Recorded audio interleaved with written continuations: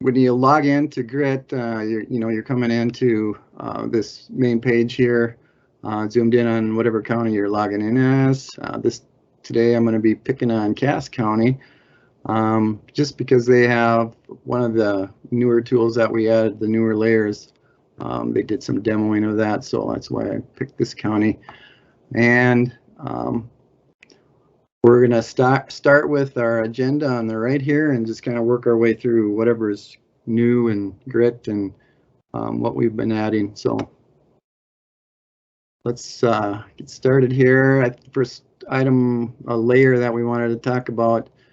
You can see all the layers, again, just by picking the layers button: construction history, ownership and load limits, minor structures, construction planning, and then this is the new one I'm going to talk about a little bit later, is virtual image capture. So on the agenda, we were going to talk about load restrictions first here. So I'm going to select on that. And one of the first things you can see that's been added is a new button here called Date Manager. When we pick on this button, we'll go into that right away just to show what it does. We have a date manager area where we can select the start and end dates of our load restrictions. And we don't have to go to every road segment and put in it. You can just set it for all the paved roads, or you can set it for all the unpaved roads. There's also a zone selection area and a zone declaration tab, and these are both put in.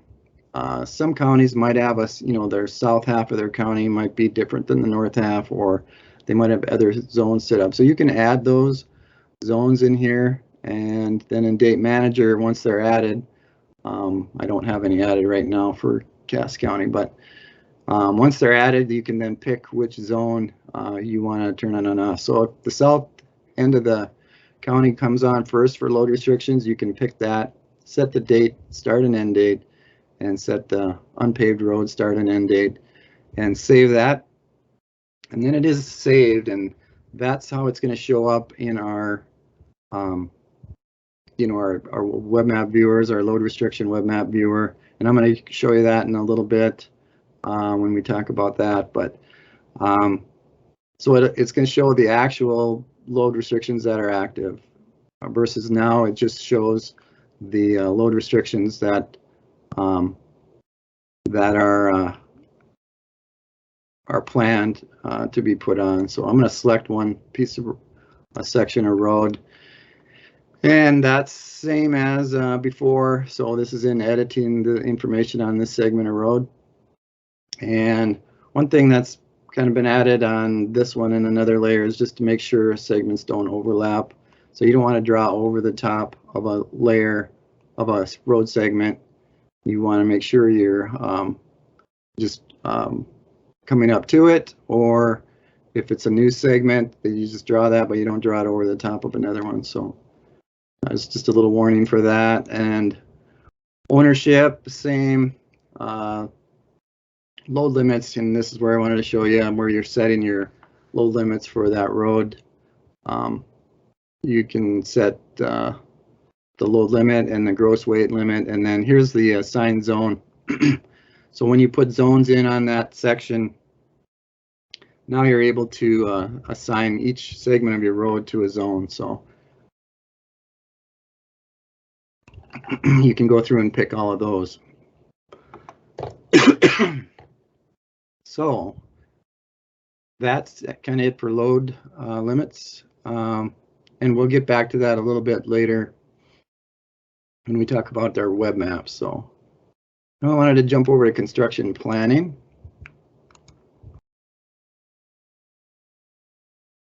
And within construction planning, I'm going to zoom back out here to see.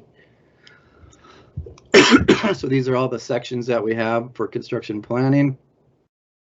And we can, again, you can pick on these as you like, and it pulls up the information for anything you got planned for this year, current year, or for future years. And the first thing we added, I did talk about this a little bit earlier, was in the project info for these. We have, let's just go to edit so we can see the drop downs. But in here we can see we've added emergency projects and safety projects, maintenance projects. Emergency is the new one where we can pick in the spring if you got some flooding going on and there's roads closed, you can pick this, put a project in here where that's happening, show it as an emergency project, and then it's going to show up in our web maps under emergency projects and if the road's closed and things like that. So that's where you would put in that information. And another thing we've added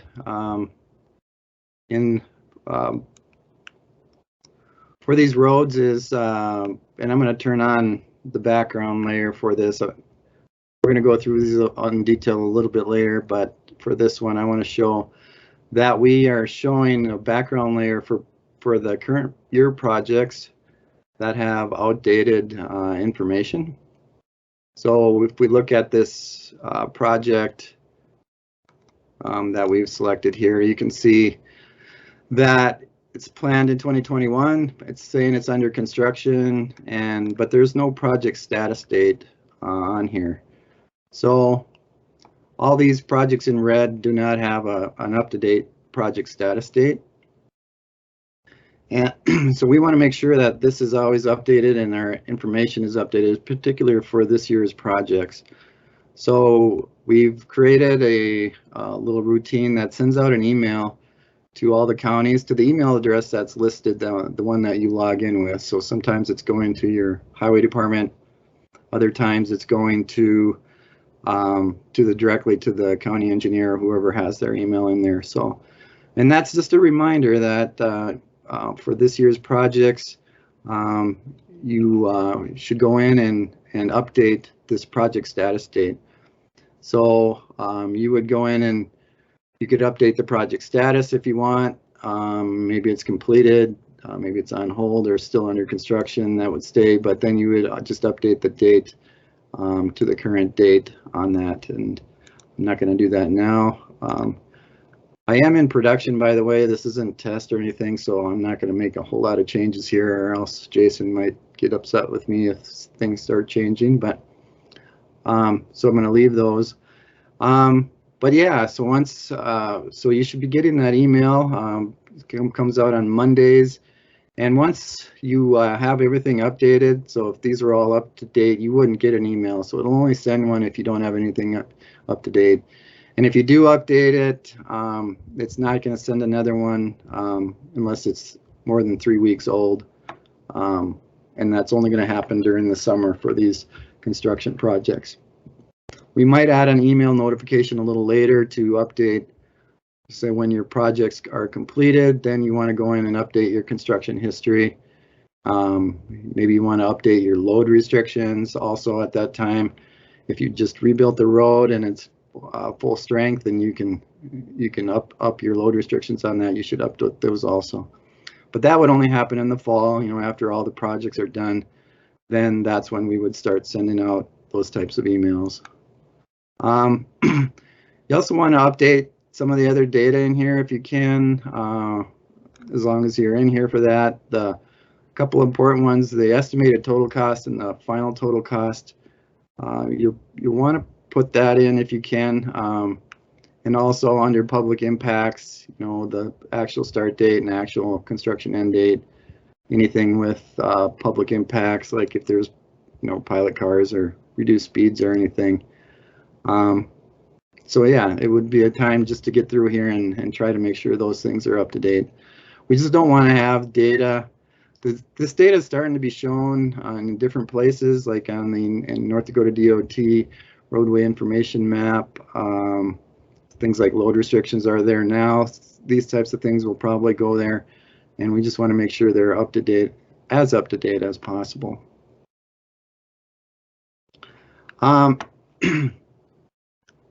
So that's kind of it for construction planning. So I'm going to move on to the next layer I wanted to talk about, which is minor structures.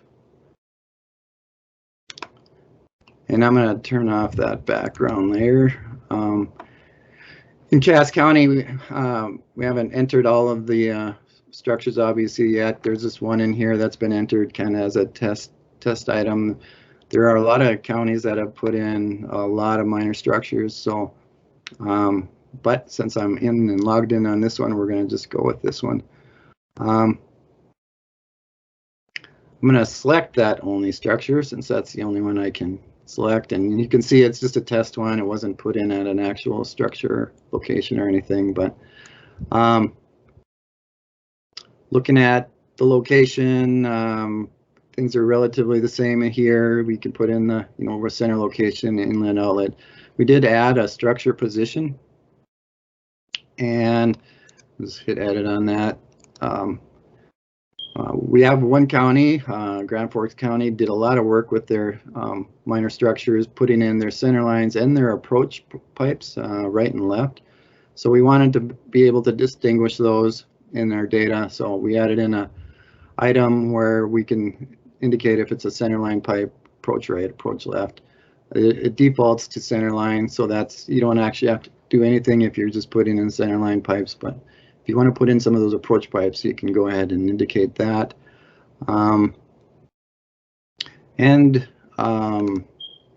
The data within is pretty much the same. I think there was a few bugs along over the past that we've taken care of. Most, I think all of those, I haven't had any problems here for a while, but we have our condition, which you'll want to update. And then signing, of course, this is signing. We updated this a while back to kind of match how a lot of counties were doing their signs in the field for load restrictions on those structures, where we have single, double, and multiple units, and then you can pick the gross vehicle weight limit or the axle limit, or you can just leave it on all configurations and leave it at that. So put that information in. But this is what we added recently, and this comes, I believe, Stark County, and Todd requested this kind of a long time ago, but finally we got around to adding this in. But it's a way to take photos of your structure and upload them. So there's an upload photos from device here button. And when you pick that, if you're on a mobile phone out in the field, you can either use the camera right on there, or you can pick photos out of your photo gallery and upload those. And if you click the button and you're on a device or on a computer, you can pick them from your file manager or your photo manager gallery, so you can get them uploaded that way also. And so we have a couple that have been uploaded for here, so you can use the next and the previous button to page through the photos. These were just some test photos I uploaded to show this capability. And then you can go back and delete photos if you want. You can put in, I think 5 photos is what we decided on per session, but you can go in other sessions and upload more. So you can start to build a history like each year if you want to take a couple photos, or every few years. Those will all be on here. And then the other thing we added was just a comment on each photo. So you can type in here, whatever you're looking at. If you're looking at the girders and something's rusty or got some problems with one, you can put a photo on here, or a comment on for that photo. So you can put a comment on each photo that you upload. So that's, like I said, a suggestion from Stark County, and we just got it in, so obviously nobody has any photos in yet of their structures, but if you want to start using that, it is in production, and you can start uploading those photos if you want. A couple things on the structures, though, I wanted to mention that you might want to make sure you put in some of the data that's, I'm going to show you in a little bit in our dashboards that we've created, to try to make sure you get the year installed for the structure, obviously the type and the material of structure. And then one that a lot of people haven't been putting in, and it's available there, and it is very useful as we look at the dashboards and stuff is to put in just an estimated replacement cost for the structure. And we'll talk about that a little later on why that's important. But those things to get in, if you can even just do an overall structure rating, that's also helpful in managing the structures. So that's it for the minor structures, and let's move to construction history. Again, I'll zoom back out a little bit to show all the projects that CAS has in construction history. We haven't changed a lot here or added a lot. There is, if we just pick a section of road here.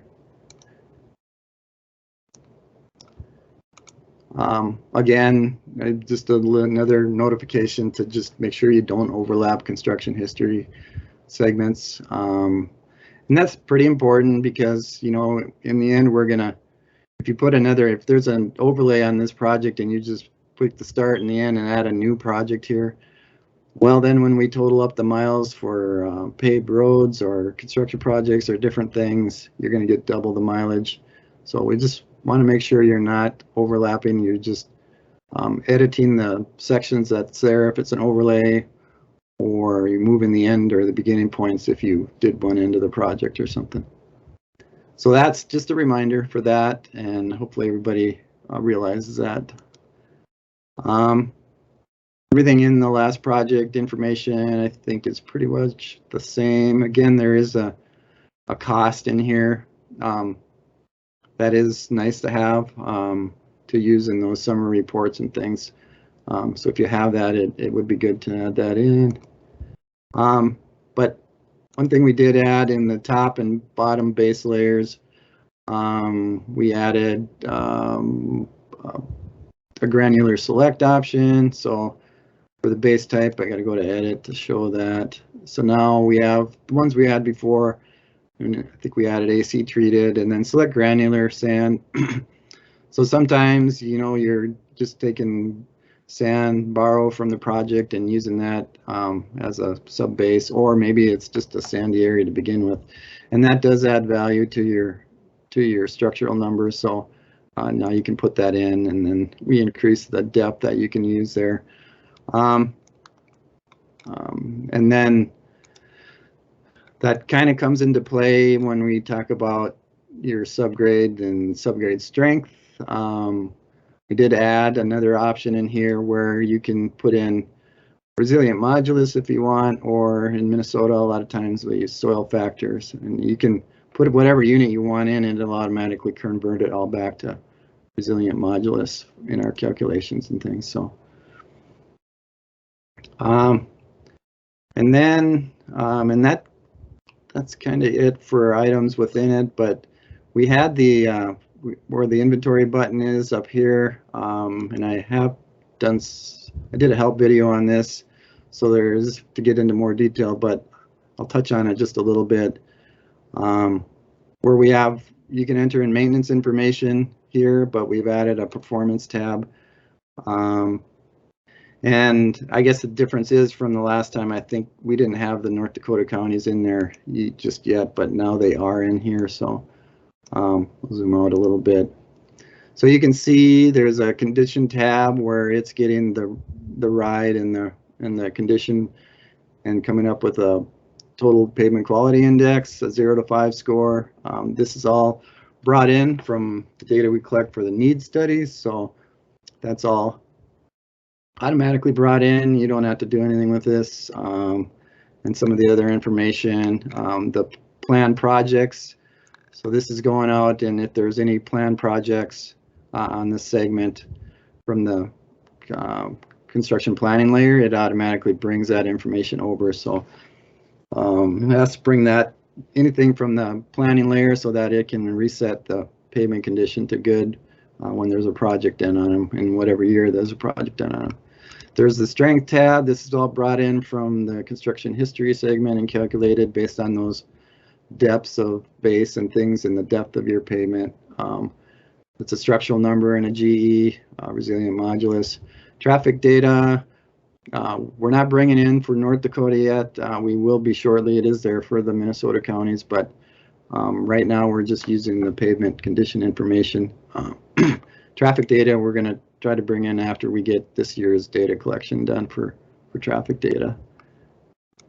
And then the future tab, and this is where it all happens, where we're using all that data from before that's automatically brought in. You counties don't have to do anything with it.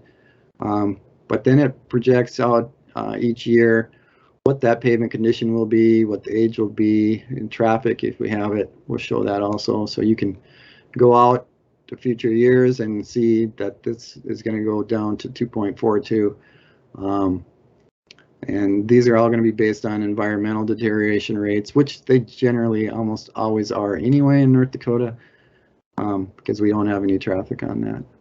So there's again a help video to go through that in detail. So I'm not going to touch on that a lot, but it is there, and that's something that we did get going for North Dakota over the last spring. So now let's go to our new layer, and that's virtual roadway image capture. We call it VRIC for short sometimes, but this was added in so that we can look at getting, some pavement information, some roadway weather information from county roads. And we had a couple of kind of pilot counties, or people that volunteered: Lemoore County, Cass County, Becker County. And what this is the counties can go into grid into this new layer and just put in locations, points on a map. So they just drop pins wherever they want, a capture station where when the snowplow drives by within that area, it automatically grabs a picture and the time that it was there and stores that back to our database, and then makes it available on a web map, which I will show you here. So but this is a place right in grid is where you enter these. They could put them on every section. You don't need a lot of them. Maybe one per road section is probably good enough. But when you pick on them, this is the data. So I can edit this, but we've added just recently onto this where we can see the images that have been collected there. And in Cass here, they just they didn't put it in their plow trucks, just in the maintenance superintendent's vehicle, just as he was out checking roads. You could see what they were and when he was there. So, but anyway, you can come here and look at all the different photos and delete them, archive them if you want to keep them for multiple years. The photos will get deleted after a year unless they've been archived. So that's an existing one. You can go in and put in a new one. And again, yeah, that's just adding a new location is you just pick the point where you want it to go and put it in. I'm gonna go cancel out of here. And I'll just hit new from here. So here's where the new pick the point, put it on the map where it'll capture one, and then it's going to be a virtual image capture station, and it's enabled. So anyway, the counties can go through and put those in. I'm going to jump forward on what I wanted to talk about. Didn't look at the map viewers just to show you what that looks like. So as soon as you put that in and a truck drives by, this is one of our web maps, and I'm going to go in, and right now it's showing the current construction kind of, and I'm going to turn that off and turn on this grid roadway image capture. So so these are all the locations that were put in just kind of as a trial basis. When you zoom down in here, You can see it shows the, well, stay there, it shows the date and the time that they were there, and it shows the legend over here that if they were there in the last 2 hours, it'd be a dark green. 3 to 8 hours, it'd be lighter green, and so on. And of course, these were done quite a while ago, so they're all showing up as red because they're more than 48 hours. But you can then click on the photo, and it's going to show you the last photo that was there, that was taken, and the date and the time that it was taken. So you can get a really good idea of what the road condition is. And to do this, we've developed just an app that runs on a smartphone, and that goes in the windshield of the truck. And basically the operator just needs to turn it on, and it's all automatic from there. They don't do anything. As the truck drives down the road, it automatically snaps a picture and uploads it to our server, and it's instantly there on this web page. Or this can go to other web pages like the DOT web map if we want, or others. So this has been a really great tool, and we have it available now as just a web application. So you can use it on any phone. So if you got Android phones or iPhones or anything, that you do have to have a data service on it, but you can just point to this web app, and it'll show up as they drive down the road when it's installed in the snowplow. You can also put it in a motor grader if you want to take a picture of your gravel roads when they are maintaining those when it gets to these locations that you put in. So you can kind of see what the condition of the gravel road is and when the plow was there last. I use it a lot when, if you want to know when you should go to work, and you have particular county roads that you have to drive on, you can see when it was actually plowed. So sometimes we get a very bad storm, and trucks at the county level anyway may not get there for 8 or 24 or maybe even longer. So this gives you the public a real good opportunity to see when the truck was there and then what kind of condition it is when they were there. If you want to have this, it's you just got to shoot me an email, and we can add that into your grid. If you look in your grid right now, only counties that have requested to have it are on there as a layer. So, but you just need to, so other counties won't have this showing up, but counties that have requested it, we just add it into our admin panel, and then it'll show up for you, and you can begin adding locations. And we'll also send you the link to the tool. So hopefully a few of you will want to give this a try. This coming up this fall and into winter, or many of you hopefully. And now the other thing I was going to talk about just a little bit as far as new items, I'm just going to go back to construction history here, but we did update some of the background layers in here. This was here before, but we've added some new ones for construction planning, ownership, load restrictions, minor structures, so we can see structure condition, structure age. And then this performance one was here before, but we can add that. And then you can go through and select the year and see it on what the pavement condition will be on your background layers. So pick any year you want on that and see that information. All right, I'm going to look a little bit if anybody's got any questions or anything on. Go ahead and put that in the chat box. And I don't see any yet, but I'll try to check into those when we get done here. So now I want to jump over to our web map viewers, and I did throw out a link in the agenda that was sent out to go directly to that, but I already have that here, so I'm just going to jump over to the web map viewers.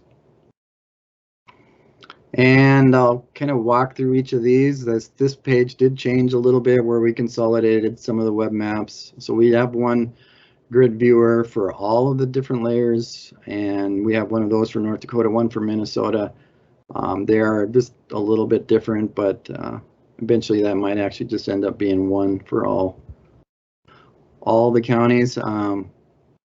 But anyway, I'll just jump into that just for a second here, just to show, if you're not familiar with what's here.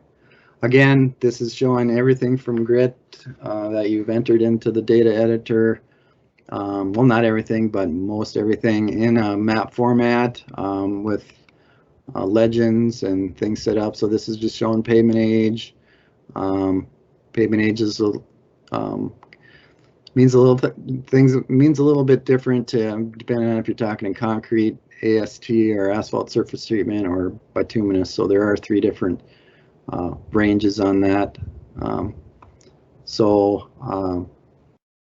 We have that, and we have, of course, all the different layers that are in grit. And these are just clicking on and off. So if you want to, we don't have any bridges in cast, but now we're looking at the whole state. So you can look at any county you want and see all the structures.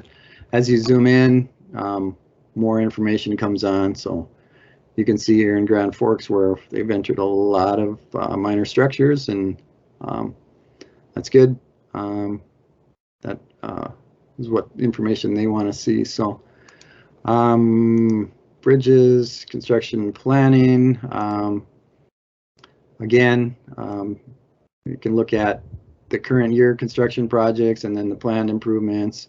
You can look at planned maintenance, all the different types of information, and I'm not going to go through all of these. Hopefully you've had a chance to look at a lot of this information. You got construction history, load restrictions, and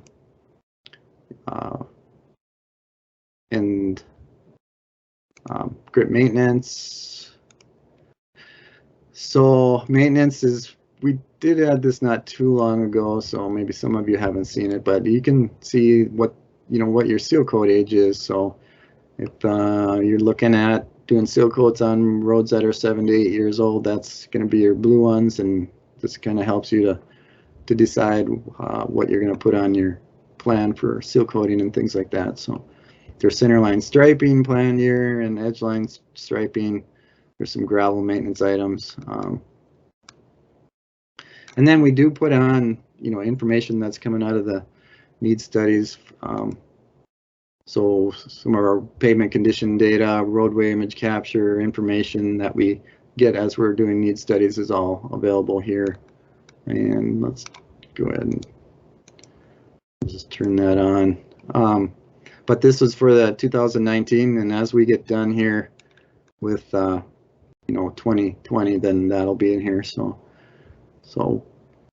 essentially that's showing every 500 feet what the pavement condition that we were reading and information like that. Roadway image capture was there, where we capture an image every 500 feet, and you can go ahead and look at that information. But just as a reminder, that's all there, and we'll be updating that as we move forward. So let's go back and load restrictions. The big change here is that this information is actually on the North Dakota DOT Traveler Information Map, ND Roads, and so more people are looking at that, but they can go ahead and look at this information. There is a little warning that not all the counties have put their load restriction information in, and hopefully that'll change, and that it's only right now showing the proposed load restrictions. So when I say okay, that's what I'm looking at. But this is going to be the change. So like with the state highways, which you can see here, we show the active current load restrictions in a darker, not a dash line outline. So you can see there's a couple of them that are on. But in the spring, the whole map lights up with the ones that are active when they become active. So a truck driver, anybody can come in here and see what's actually active at the time. And then the proposed ones are underneath, so they get drawn over the top of with the active ones. So then we had, at the county level, we just had the, you know, the proposed load restrictions shown, and we have done a pretty good job. Almost all the counties are in here. You can zoom in just to get a better shot of this. But what we're going to have the ability to do now is, since we added in the ability in Grit to turn them off, on and off, or to put the dates that they go on and off, and we can add a layer just like this where they'll be, when they become active, they'll show on the map when they're active and which ones are active at the time. So it will be important, and hopefully people will be able to get in there and update that this spring when load restrictions start to come on. Yeah, so that's load restrictions. And again, remember that we're starting to get this available to more people, and like the state map. So we want to try to keep these data layers as up to date as possible, which is good for both you and the public and travelers coming in and out of the county. Excuse me. And then the last one, just under web maps, is pavement condition forecasting. And I've talked about this before a little bit, so I'm not going to go through this a whole lot, but this one was just done to try to show, there's a little a date toggle down here where you can kind of cycle through the years, and it's starting with 2020. So we got to move forward because we don't actually project anything until 2021, to the current year.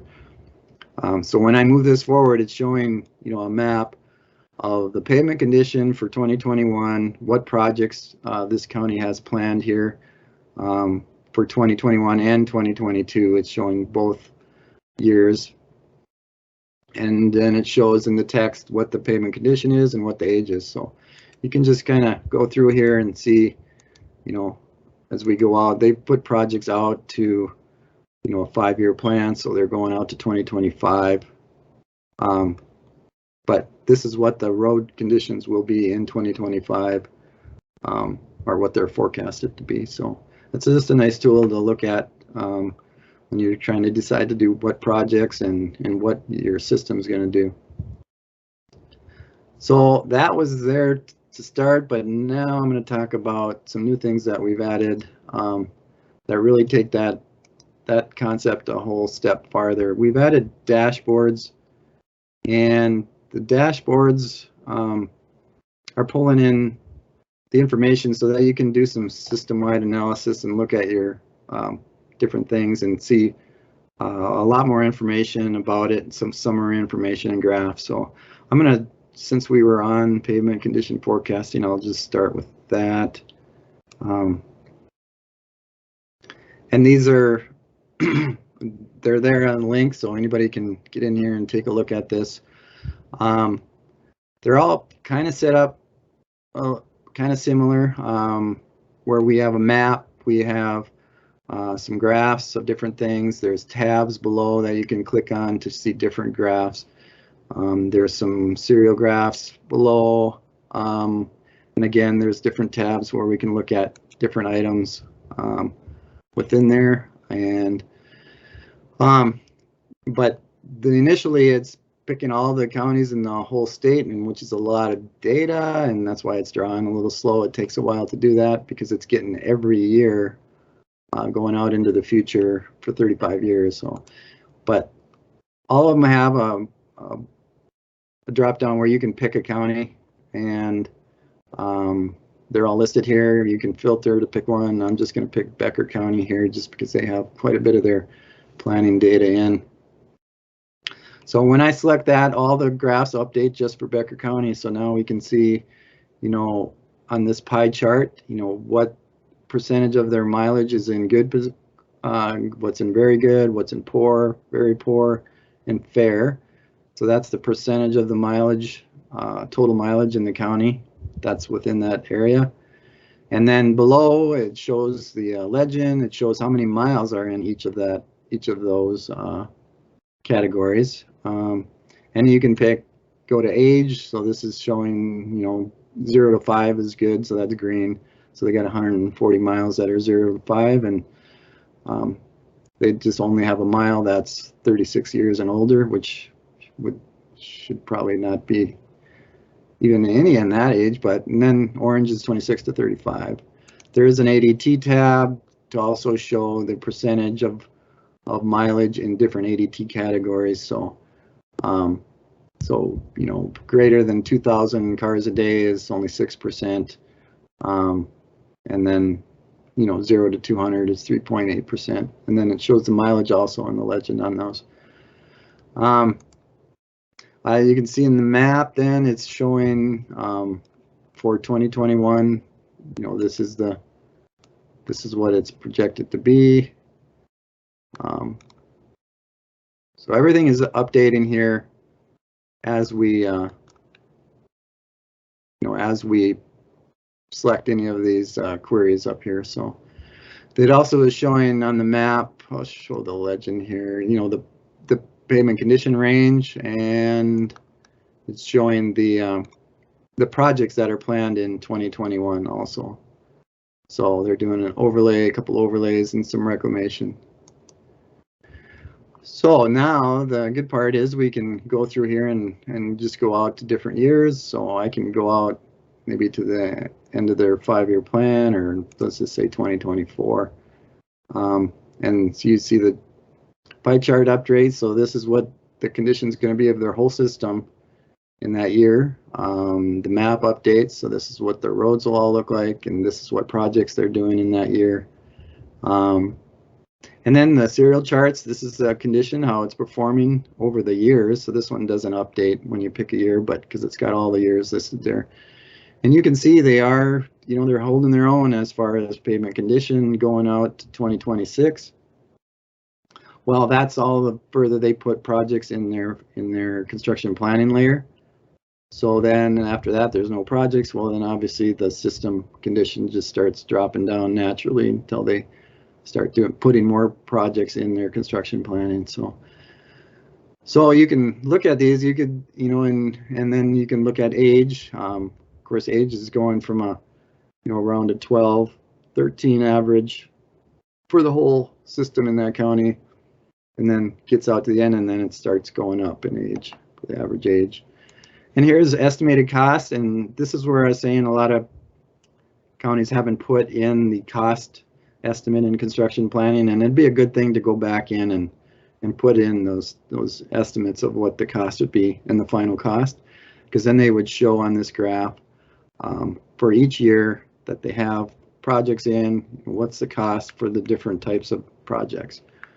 We do have improvement miles, and so you can see in 2021 they're doing 12 miles of mine and blend, 19 miles of overlay, and some surfacing.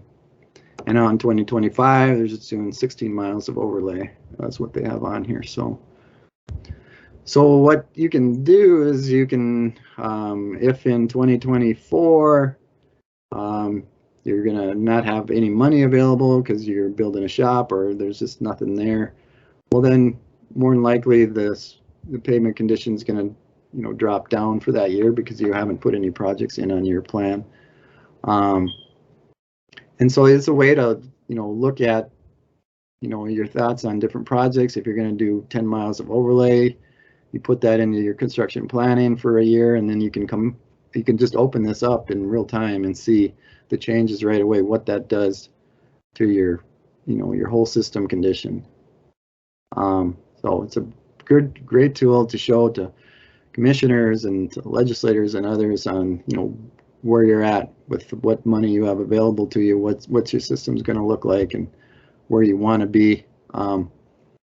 You can see that all here. So yeah, so that's pavement condition forecasting dashboard, and I'll close that. I'm gonna go to the next one, which is a minor structures dashboard. And again, similar layouts, maybe a little bit different on this one, But this is one, again, we're pulling in all the counties at this point. So this is how many counties are entered in. Some counties haven't entered in any other minor structures, so they're not showing up here. But again, you can go in and pick a county. I'm just going to pick Ramsey because they did put some cost information in. So when I pick Ramsey County, these all update to show there's 190 structures they have entered in. The total replacement cost of all the structures is $4 million, and this is the different age ranges. 39 and good 1 to 10 years, and that's 21% of the structures. And then there's a item here to show where they didn't enter in any data. So 13 or 7% of their bridges here don't have any age data entered in. And then there's also one for replacement cost. So they only put in 51% have replacement cost information in it. So it's a good way to look at and kind of keep up with that to see if you have people doing that for you, or technicians or others, you can come in and see where you're at with getting that information entered in. But anyway, then there's all kinds of other graphs that are linked in here, so you can look at the pie chart that's again showing the percent of all your structures in the different condition categories. You can show what's percentage of different materials that you have, so concrete, timber, plastic, whatever you have, the different structure types that you have. So those are all again updated. If you want to just see where those pipe culverts are, when I clicked on this, you would have noticed that the map over here updated to show where those are at. If I want to see all the arch culverts, they do have a lot here. So there's 59, and it's 31% of their structures, and I can zoom in on that a little bit. I can see where all of those are at, and then you just click somewhere outside of the pie and it puts them all back on. There's also a serial graph over here showing, since the beginning in this county, when they installed the structures. So back in 1912, some were installed, and beginning in 97, they started installing or putting in a lot of their culverts, arch pipes, and different things. But this is showing how many are put in each and the date that they were put in. So it's kind of a neat chart to see kind of the history and what your age of your system is looking like. But then in addition to selecting the county, you can select the type of structure you want to look at, the material. So if I just want to look at all the timber structures, I select that, and I can select as many as I want here. When that updated, then the map and everything else gets updated based on that. So let's look at concrete. There's 27 that are concrete, and yeah, so I'll reset that one. You could do that for any of these items if you want to pick out just ones that have a certain span, ones with number of cells, cell diameter, the condition. If I just want to look at the poor and the very poor and maybe the good, I got 141 structures that fit into that, and this is where they are. And then I can just clear that anytime I want, just reset it. And then one other thing, and a lot of this came from Nick West, who wanted to have a way to to make some sense of all the data that they put in, and they did put in a lot of structures. But so a lot of the good input from him on what he wanted to see there went into this. But anyway, one of the things he wanted to see also was to either select all the structures along one particular stream or along a road and get a summary of that information. So there is a way you can select up here, and if you want to just do a rectangular, a circle, or a line, but I'll just do a rectangular, and you can pick all these structures along the stream. And then you got, you know, how many structures were there. So if this was a road project that he was looking at coming up doing, he could get all the structures. He could see what their condition is along that road, how many are concrete, steel, timber, the type, and everything is tied to whatever structures are selected in here. So, well, anyway, and then these are just web maps. So if you get this, you can just do a screen grab of that and provide that information in a report or to a board or whatever you want to do with that information. But this is one way we get away from, you know, I know some people wanted to download the data and just keep it locally, but the problem with that is you lose the link to the live data and the current data, and then you have to go put it in a spreadsheet and do these same types of things. So we can do it all right in here so that you can just come to this dashboard and have that information that you were looking to have to do some decision making and put in reports and other things like that. All right, we do have one other dashboard that I am not going to go through at this time just because we've gone quite a long time. So the North Dakota crash dashboard we've added, and that you can come in and take a look at it if you want. Just click on it. It's pretty similar to the other dashboards, so kind of self-explanatory. Pick your county and zoom in, and you'll be able to see the crashes in your county happened over the last 5 years or so, and be able to see some information about what's happening with crashes. I do want to also go back and look at how you can get in touch with us and for any help or anything. And back on our main menu, GRIT homepage, there's a help link there, and we have some great technical support folks with us with LTAP that have been helping us out, and probably talked to almost all of you, or they have talked to all of you. Kelly Bankston and Leanna Emmer both have been out, and we also have Ed Ryan, who's joined us in the western part of the state, so he's working with 4 counties out there, and so hopefully you can reach out to them if you got any questions or need any help on anything. We also have our IT section staff. This is a group of students that are part of the DOT Support Center. And I have Samya Goodies, who's the IT section supervisor in our DOTC program. But we get a lot of great students coming in and out and working on this periodically. The program was written from scratch by these students and students in the past, so I appreciate all the help they can do and what they can add for us. So again, if we have any if you have any requests for any additional features or things you'd like to see, please shoot us an email and we can get it on our list of items to improve GRIT and make it a better tool for you to use in the future. So thank you for attending today, and this video will be available on our website shortly, and then we can hopefully get that out to some of the other folks that weren't able to make it today. Thank you.